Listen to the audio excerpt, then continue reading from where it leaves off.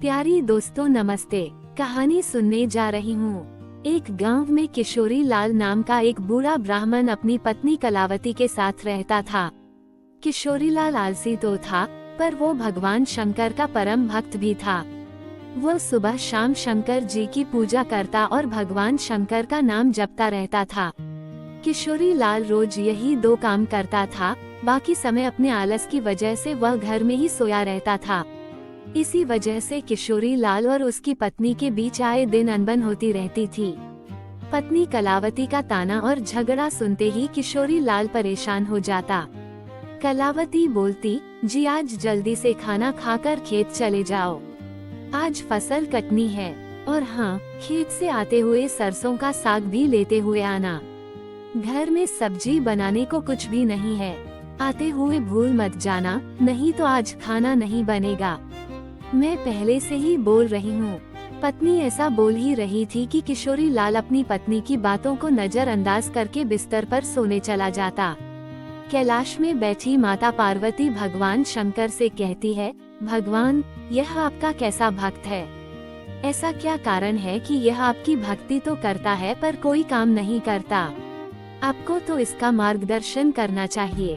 भगवान शंकर मुस्कुराते हुए कहते हैं, पार्वती, यह मेरा भक्त चैनल के रूप में जन्म तो लेकर आया है, पर इसका आलसी स्वभाव नहीं आया।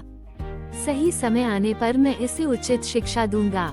इसी बीच घर में कलावती फिर से बोलने लगती है, जल्दी उठो और खेत में जाओ, आज फसल काटने जाना है। खेत में फसल बहुत बढ़िया हो चुकी है, अगर आज फसल को नहीं काटा तो उसे जानवर चर जाएंगे, नहीं तो कोई चुरा लेगा। मेरी बात सुन भी रहे हो? हे भोलेनाथ, ना जाने इनका आलस कब खत्म होगा, मैं तो इनसे तंग आ चुकी हूँ। कलावती बोलती जा रही थी, पर किशोरी लाल को तो कोई फर्क ही नहीं पड़ रहा था। वह चुपचाप बिस्तर पर लेटा हुआ था। किशोरी लाल को कुछ बोलता हुआ ना देख कलावती रसोई घर में जाती है और वहाँ से एक बाल्टी पानी लाकर किशोरी लाल के ऊपर डाल देती है। फिर दोनों के बीच बहुत कहासुनी होती है। फिर वह गुस्से में घर से निकलकर भोलेनाथ की मंदिर की ओर चला जाता है। मंदिर जाकर वह गुस्से में शंकर जी से कहने लगता है, हे भगवान, अगर मैंने आपकी भक्ति श्रद्धा पूर्वक की है तो मुझे वरदान दीजिए। ऐसा बोलकर किशोरी लाल सिसक सिसक कर रोने लगता है। उसकी भक्ति भाव को देखकर भोलेनाथ स्वयं किशोरी लाल को दर्शन देते हैं और कहते हैं, किशोरी, तुम मेरे परम भक्त हो, तुम्हारी भक्ति से मैं बहुत प्रसन्न हूँ। बोलो, तुम्हें क्या वरदान चाहिए? किशोरी लाल फिर शंकर जी को प्रणाम करके उनके सामने अपनी इच्छा प्रकट करता है, हे भगवान, मुझे ऐसी चीज दीजिए जो मेरी बात सुने और मेरा सारा काम कर दे। भगवान शंकर बोले, ठीक है, चलो, मेरा ये छोटा सा त्रिशूल ले लो। इस त्रिशूल को तुम जिस चीज पर भी रखोगे वो अपना काम खुद ही करने लग जाएगा और काम खत्म करने के बाद ही रुकेगा। पर हाँ, अगर तुमने काम करते हुए किसी को मना किया तो त्रिशूल हमेशा हमेशा के लिए गायब होकर मेरे पास आ जाएगा। किशोरी लाल बहुत खुश हो जाता है और मन ही मन सोचता है कि अब से उसे कोई भी काम नहीं करना पड़ेगा। फिर वह त्रिशूल लेकर घर जाता है और अपनी पत्नी को शंकर भगवान के वरदान के बारे में बताता है। ऐसे ही कुछ दिन गुजर जाते हैं। किशोरी लाल उस त्रिशूल को पाकर बहुत खुश था। उसे अब से कुछ भी काम नहीं करना पड़ता था। वह जिस भी चीज पर त्रिशूल को रख देता, वो चीज अपने आप ही अपना काम करने लग जाती थी। ऐसे ही एक दिन किशोरी लाल को चाय पीनी थी। उसने चाय के बर्तन में त्रिशूल रखा और बोला, मुझे एक कप चाय बना दो। ये बोलते ही चाय के पतीले में अपने आप ही दूध, चीनी और चाय की पत्ती डल जाती है और फिर उसको एक साथ उबालकर एक कप चाय बनकर उसके सामने आ जाती है। इसी तरह वो हर काम में शंकर भगवान की दी हुई उस त्रिशूल का इस्तेमाल करता। बगीचे में पानी देना होता तो त्रिशूल से पानी देने वाली पाइप को छूकर पाइप से कहता, पाइप, यह एक बाल्टी पानी अपने आप फूलों पर डाल दो। पाइप को ये काम बोलकर किशोरी लाल घर के अंदर सोने चला जाता। एक दिन वह सो रहा था और उसकी सोते ही लाइट चली गई। लाइट चली जाने के कारण पंखा बंद हो गया, पर किशोरी लाल बिना चिंता करते हुए अपने हाथ में पकड़े पंखे से कहता है, मुझे गर्मी लग रही है, जब तक लाइट ना आए तुम मुझे इस पंखे से हवा करो। किशोरी लाल की कहने अनुसार हाथ का पंखा बिना देर किए हवा करने लग जाता है और जैसे ही लाइट आती है तो हाथ पंखा बंद हो जाता है। इस तरह वह अपने हाथ से बिना कुछ काम किए बड़ी आसानी से सारे काम कर लेता है।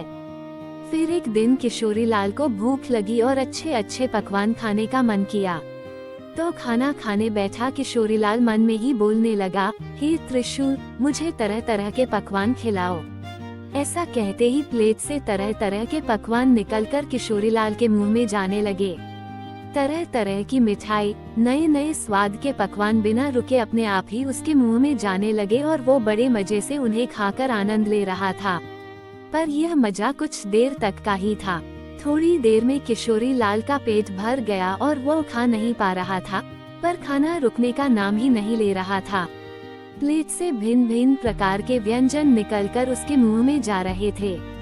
ये देखकर किशोरी लाल परेशान हो गया।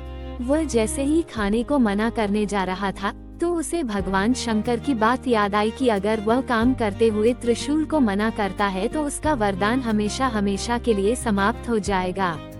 ये सब सोचते हुए वह चिल्लाने लगा। उसकी चिल्लाने की आवाज सुनकर उसकी पत्नी रसोई घर से बाहर आती है और किशोरी लाल को देखकर हैरान हो जाती है।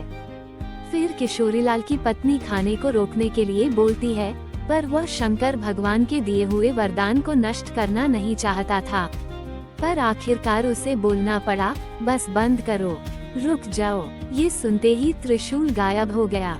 किशोरी लाल त्रिशूल को अपने पास न देखकर बहुत दुखी हुआ, पर अब वो कुछ भी नहीं कर सकता था। उसने त्रिशूल को मना कर दिया था। अब तक किशोरी लाल ने त्रिशूल को जो भी काम दिया था, उन सबको काम खत्म कब करना है, ये भी अनजाने में ही सही बोल दिया था। पर खाना खाते समय कब रोकना है, ये नहीं बोला था, जिस कारण खाना बिना रुके उसके मुंह तक आता ही जा रहा था। किशोरी लाल पछताते हुए बोला, हे महादेव, मैं समझ गया कि आपने मुझे ऐसा वरदान मुझे सबक सीखने के लिए दिया था। मैं कितना बेवकूफ था जो आलस के कारण हर छोटे से छोटे काम को टाल दिया करता था। आपने मुझे सिखा दिया है कि छोटे छोटे काम के लिए किसी दूसरे पर निर्भर रहने से कितनी बड़ी मुसीबत आ सकती है। उस दिन के बाद से उसने आलस करना छोड़ दिया और वह रोज मेहनत करने लगा और अपना काम खुद करने लगता है। इस तरह उसका जीवन खुशहाल हो गया। दोस्तों, आपको ये कहानी कैसी लगी? कमेंट करके जरूर बताएं। ऐसी और कहानी सुनने के लिए इसे लाइक और शेयर जरूर करें। धन्यवाद।